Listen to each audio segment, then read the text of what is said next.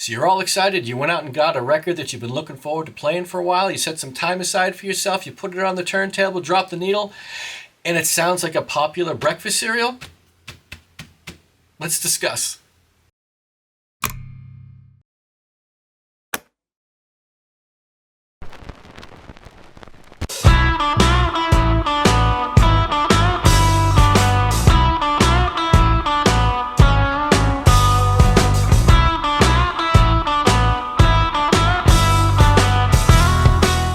Thanks for joining. I appreciate it. Yes, today what we're going to talk about is the very real, frustrating, stressful situation in which you have set some time aside for yourself. You have found your favorite beverage and put it close by. And you now have a brand new record sitting in its shrink wrap still that you got in the mail or that you went into a brick and mortar store and brought home with you.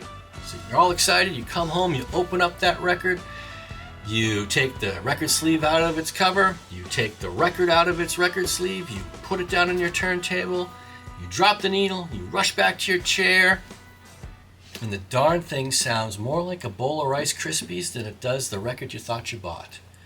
And now you're ticked off, and you're already thinking what you're going to say on that review.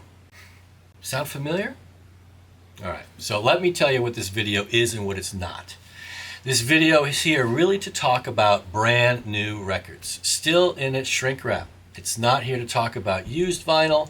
This video is also not geared for the individual who's been playing vinyl records for 10, 20, 30 plus years. This is more geared towards the person who's getting into the vinyl for the very first time, wants to know what it's all about, or somebody who's been away from vinyl and now can come back because life circumstances has allowed it to happen. So what we'll do is we'll talk about a couple steps to take to help mitigate that Rice Krispies disaster and hopefully put you back on the path where the record sounds the way it's supposed to. Now, let me say this. That's not to say that some brand new records aren't junk. Okay, some are. And maybe a couple contributing factors to that might be that the stamper was, hey, that had some lint on it or whatever. The stamper was not good, and a run of records just came out with skips, pops, clicks. Okay, that can happen. Maybe the vinyl wasn't good. That run of vinyl was just not up to snuff. Not all vinyl is the same as, say, super vinyl for mobile fidelity. All vinyl is not created equal. Maybe a colored vinyl or something to that effect. You know, the school's out. I'm not a big fan of colored vinyl for a couple reasons, and we'll talk about that in a minute, but sometimes you have no choice, and you've got to use that colored vinyl. And lastly, picture discs. Well, let's not talk about that, okay? Now, I've got an idea of what may cause some of those pops, clicks, and surface noise. Let's be honest. A record manufacturing plant is not necessarily the cleanest place in the world. Also, what are they putting that record in? How is it packaged? Is it packaged in a paper sleeve? Is it packaged by a poly-lined paper sleeve? Is it packaged in a poly sleeve, plastic sleeve? That all has contributing factors into how that record's going to sound like when you put it on. Also, what steps are you taking to make sure that you're mitigating some of those dust particles? Right? We're going to talk about that too. And hopefully at the end of this video, we've learned a couple things that'll A, save you some stress, save you some time, and save you some money and enjoy the records, and that's why you bought them in the first place. And we'll do a couple real life scenarios on what I went through over the last week or so. So case in point, before I usually go and look at a record, a new pressing in particular, I'm going to go on to Discogs, I'm going to go on to a retailer's website, and I will look at the reviews. And let's be honest, there is never 100% consensus one way or the other on which a record sounds like. What I'm looking for is hey, how's the soundstage, how's the imaging, what are people saying about that? Unfortunately, what I mostly find is this record is crap, it's garbage, it's not worth your time. In fact, in one case, I gotta say it made me laugh for originality. This person said this record wasn't worth being a floor mat in his car. Okay, outstanding for originality, no doubt about it. But perhaps what a lot of these people are doing, because they're saying so in the reviews, is I came home, I took it out of its sleeve, and I put it on the record player, and it was junk.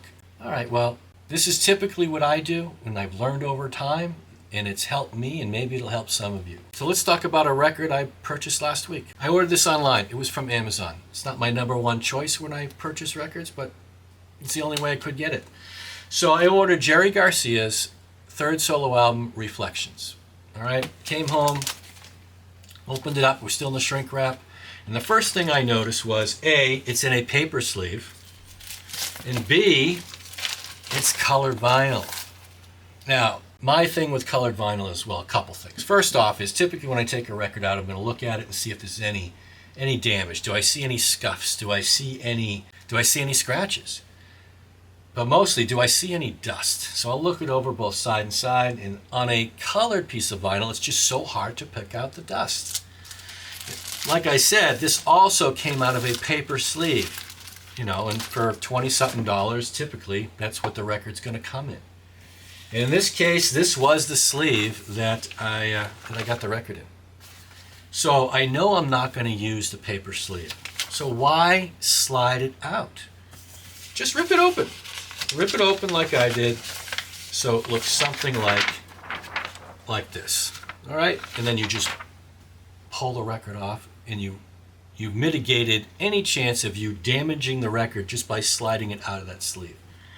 Paper sleeves in general, yeah, I don't like them for that reason. And when the individual on the factory floor is stuffing these sleeves with the records for the very first time, it may get dirty. It may get scuffed. It may actually get fingerprints, and we'll talk about that in a second too. Fingerprints really bug me on a brand new record. But anyway, so that's one type of sleeve. Another type of sleeve, which is better, is the polyline paper sleeve. This one is actually from Rhino High Fidelity, and it's a great step up from a standard paper sleeve. Lastly, in my opinion, the best is a poly sleeve. And that's this one is from Record Happy. I'll show. Mobile Fidelity has their own sleeves. Their products ship with it. Other individuals will have different spins of this. But yeah, the poly sleeve is the overall best sleeve. The next thing I did is I put the record on the turntable. I think I have a video clip of that here, and I'll try and show you. The first thing I'll do is I'll put the record on, and I'll take this old record brush. It's just a black felt brush. And I do this just to take the dust off, and I can see it on the black. Very easy to determine how much dust you have on it. Frankly, you'll be shocked at how much dust will get picked up on a brand new record. In fact, this pink Jerry Garcia record had not only dust on it, but it had paper particles. It was horrible. That may be causing some of your Rice Krispie treatment, no doubt about that. Secondly, what you should do after you give it a dry clean like that is if you have I have another brush right here, and I will put on some cleaning solution onto the brush, right, and give it about 3 or 4 rotations there as well, and then dry it. Now, this is really for not only dust, but I'd say it's more for oils and things of that nature, okay? Certainly use this all the time on used records that I'll purchase as a step in the chain. So first step was do the dry. Second step, if you don't have a record cleaning machine or anything like that, then certainly drip the solvent onto that and give it a wet clean. You set yourself up for at least a better than right out of the record sleeve experience, okay? And lastly, what I'll do every time I put on a record, even after I've cleaned it, we've all seen these things, right? These little brushes, anti-static brush they're called. But it also cleans any dust particles that you constantly have in the air in your listening room. And I'll give this a 3 rotation, and then I'll drop the needle, get back to my listening chair, and I won't hear any pops or clicks due to dust. The only thing I may hear is any imperfections from the stamper or something like that. That can't be helped. And then you have to judge, is it worth me keeping it or not? So let's kind of walk through this process as best I can and show you firsthand. I picked this up at the record store yesterday. It was a leftover from record store day, and this is Sly Family Stone, the first family. It is actually recorded at Winchester Cathedral, Redwood City, March 26, 1967. All right, it's a new record. So first thing I'm going to do is, it's a gatefold, so I'm going to open this up. I don't care about the hype sticker. I will probably clip the hype sticker and stuff it into the record sleeve after I store it. All right, open it up. Got a book on this side. It's not a review, so we're not going to go. Ooh, look at this. It comes in a poly sleeve. Excellent. So I know I'm probably going to be in pretty good shape here. It's clear, so it's going to be a pain in the butt to determine if there's any dust on it, but let's open it up. I'm very impressed. I did not know this was in a poly sleeve. Look at that. So I've got a light over here. I know there's dust on here, and I can see some dust. Yep, see dust, maybe a little piece of lint here, but I don't see any damage at first glance. All right, so what we're going to do now is we're going to put this on, use the dry brush, and see what we're going to pick up for lint, okay? Let's go. All right, now you can see I put it on the turntable, my modestly priced turntable at that, and you can already see some of the dust right there in the lint. Okay, so what I'll do is I'll turn this on, get it going, and I'm going to, we have a clean brush right now. Let this go around a few times. 1, 3. All right. Look at, got dust right there. So then I'll use the other side. More dust. All right, looks like for the most part we picked most of the dust up. Great. Turn it off, do the other side, and then I'll show you what I do for next step. Now about 9 months or so ago, I guess, I went out and I bought the Humming Guru, which is a sonic cleaner. Helps get that water cavitating enough where it dislodges all the dust particles that you can't see or pick up with a brush that may dislodge themselves into the grooves of the record, hopefully reducing the quote-unquote surface noise that you may get. So that's what I'll do. I'll put that in here. You're going to hear it. It's not going to sound good because it's got that ultrasonic wavelengths going. So hit that. And that's what I do. We'll let that run.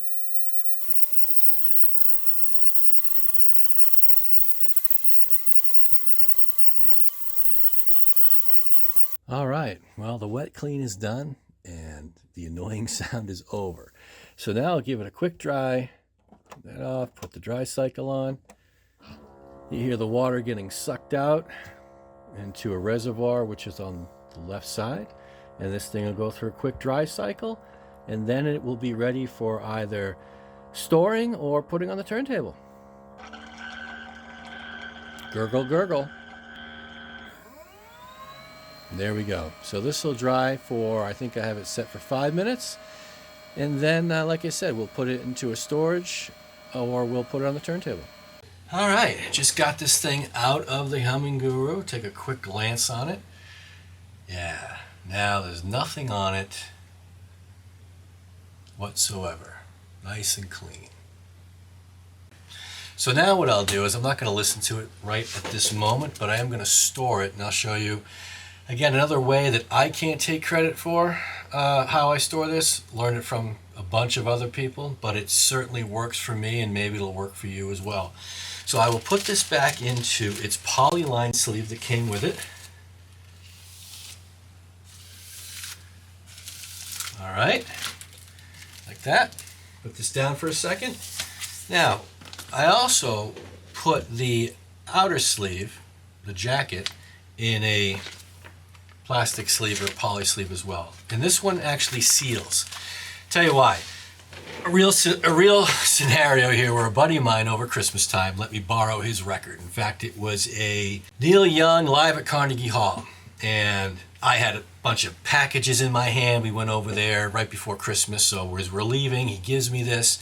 I take it and I shift it, and out comes the record, spilling out onto the floor. He had it in that opaque poly sleeve, but it didn't have a sealed, you couldn't seal it shut. And I, again, having been accustomed to this, I thought everything was sealed shut. I wasn't thinking, I felt horrible. The record came spilling out. Anyway, long story short, I took it home, I cleaned it on the Humming Guru, got it all pristine. Luckily, there was no permanent damage to the record, and then when I returned it to him, I returned it to him like this.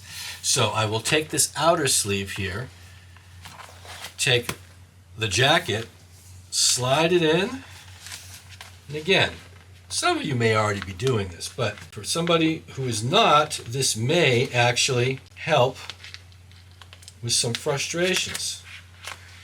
Slide this in, slides in much better than those Rhino Hi-Fi jackets that we all know about, right? All right, slide that in. So now, I can always look at the cover if need be. I can look at the songs on which side. I can look at the sides and which songs are on side A and side B. But then, what I'll do is I'll take this and I will slide it into the back, so I never have to open up the jacket unless I'm looking for some information. It will save damage to the jacket. It will save damage to the record itself. And again, most importantly, is once you strip off this backing, you can now fold this over and seal it.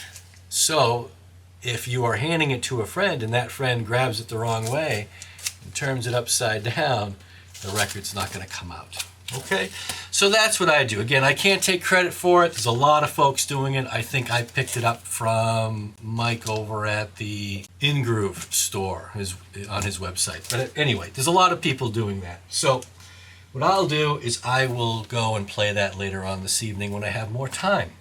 And when I do, I will take it out. And since I just did the clean in the Humming Guru, the only thing I will do is I will open this up and I will clean it with this anti-static brush and pick up any little dust particles that may have just landed on the record prior to me putting the needle down.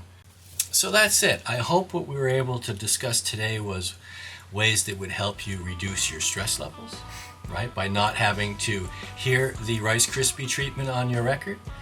B, that maybe saved you a little bit of time. You didn't have to go out there and flame a review and say that this record is horrible and waste precious gigabytes out there in the interwebs.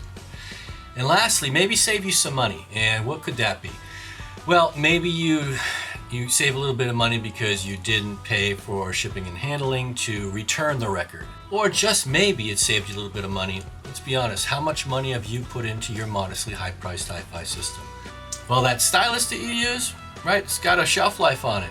And the more that stylus is hitting dust particles, whether it be lint or paper or any of those dust particles that you can see with the naked eye, but what about the ones you can't see, right? The ones that are buried in the grooves. Anyway, it does take its toll over the course of 1,000, 2,000 hours. So you want to be able to make sure that you get the most out of the gear that you're purchasing.